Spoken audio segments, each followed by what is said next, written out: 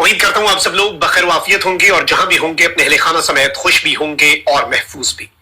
12 مئی 2025 سوموار کا دن، ایک جانب تو تاخیر سے ہی صحیح ڈی جی ایم اوز کے درمیان رابطے کی اطلاعات ہے کہ رابطہ ہو چکا ہے۔ دونوں ممالک کے ڈائریکٹر جنرل ملٹری آپریشنز کے درمیان ہاٹ لائن رابطہ اس جنگ کے بعد اور سیز فائر کے بعد یہ پہلی مرتبہ ہوا ہے۔ وہیں دوسری جانب نریندر مودی بھی اب سے کچھ دیر میں اپنی قوم سے خطاب کرنے جا رہا ہے، اور اب نریندر مودی کے پاس کہنے کو کیا ہے یہ ڈیٹیلز بڑی انٹرسٹنگ ہوں گی، اور کس طرح سے نریندر مودی اپنی شکست کو فتح میں بدلنے کی کوشش کرے گا۔ لیٹس سی کہ اس پر نریندر مودی کیا بولتا ہے، لیکن 3 بڑی خبریں ہیں جو آپ کے سامنے رکھنا بہت ضروری ہے۔ نمبر 1، 3 امریکی فوجی جہازوں کی بھارت میں لینڈنگ ہوئی ہے، اور یہ لینڈنگ جنگ کے ٹائم پر ہوئی ہے، اور اس سب کے اندر بہت سے لوگ بہت سے شکوک و شبہات کا اظہار کر رہے ہیں، کیونکہ اسی طرح کی کچھ طیاروں کی لینڈنگ پاکستان میں بھی ہوئی تھی، لیکن وہ طیارے ترکیہ کے تھے اور چین کے، اور ظاہری بات ہے ترکیہ اور چین نے پاکستان کے ساتھ جو ڈیفنس کوآپریشن ہے اسے نئی بلندیوں کو پہنچایا۔ تو اب امریکی جہازوں کے حوالے سے جو چمگوئیاں ہیں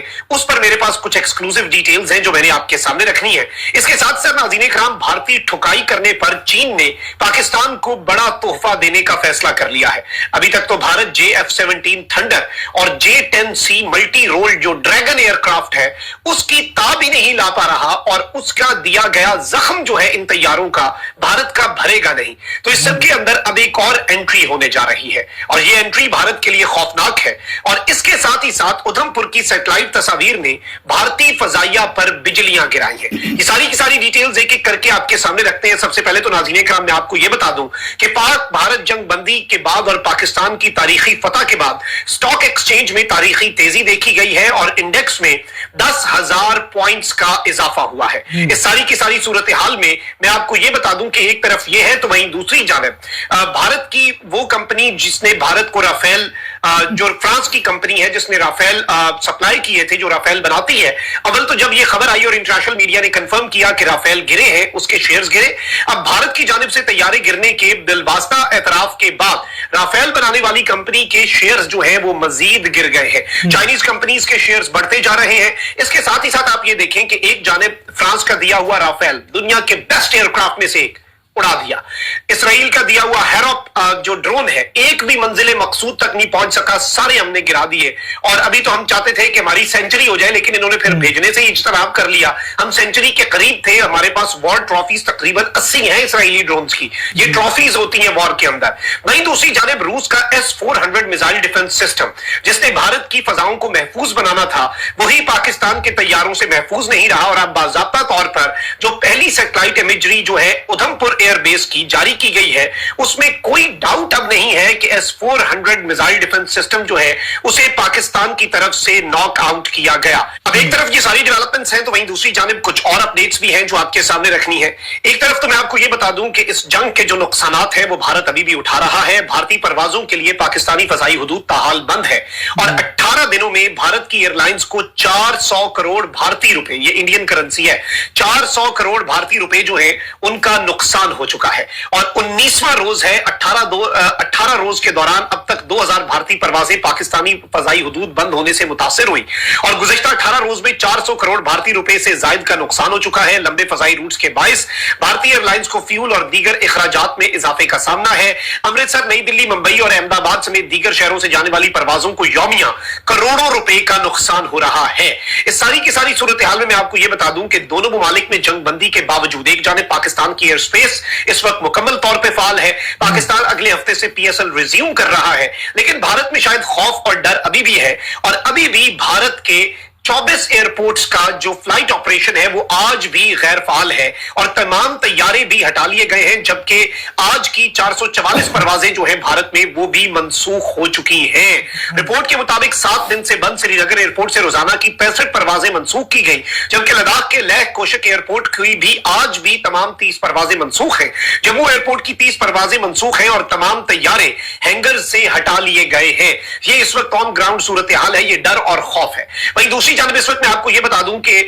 जो भारत के अंदर आपको पता है कि इस वक्त ऑपोजिशन जमातें नरेंद्र मोदी पर सवाल उठा रही हैं कि तुमने ये सब कुछ किया क्यों जब हारना ही था, मुंह की खानी थी। और भारत की ऑपोजिशन जमात की कांग्रेस से ताल्लुक रखने वाले रुकन पार्लियामेंट शशि थरूर जो है बड़े मकबूल हैं, ये इन्होंने पाक फौज की ताकत को तस्लीम करते हुए कहा कि पाकिस्तान एक बहुत बड़ी फौज वाला मुल्क है और इन्होंने कहा कि पाकिस्तान के पास जदीद तरीन हथियार है। मोदी हुकूमत को मजीद किसी मुहिम जोई का आगाज नहीं करना चाहिए और अब अमन की बात होनी चाहिए। वैसे अब इन्होंने अमन की ही बात करनी है और अब जाहिर बात है नरेंद्र मोदी जो है उससे मुंह की खाना पड़ी है और अब वो जो अपनी कौम से खिताब करने जा रहा है अपने जख्म चाटने के बाद, अब नरेंद्र मोदी के हवाले से हमें देखना होगा कि वो करता है तो क्या करता है, क्योंकि कहने को वैसे है कुछ नहीं। इंटरनेशनल मीडिया, पूरी दुनिया जो है वो इस वक्त मुकम्मल तौर पर इनकी शिकस्त का ऐलान कर चुकी है। इस सारी की सारी सूरत हाल में नाज़रीन कराम दो तीन और बहुत बड़ी डेवलपमेंट्स हैं जो आपके सामने रखनी है। एक जानिब तो अब ये इम्कानात भी आ रहे हैं कि पाकिस्तान और चीन जो है वो डिफेंस कॉर्पोरेशन में कुछ नई बुलंदियों को छुएंगे और आपको मालूम है कि चाइना के गैर सरकारी तर्जुमान समझे जाने वाले जो इंटरनेशनल मीडिया पर चाइना का मौक़िफ़ देते हैं,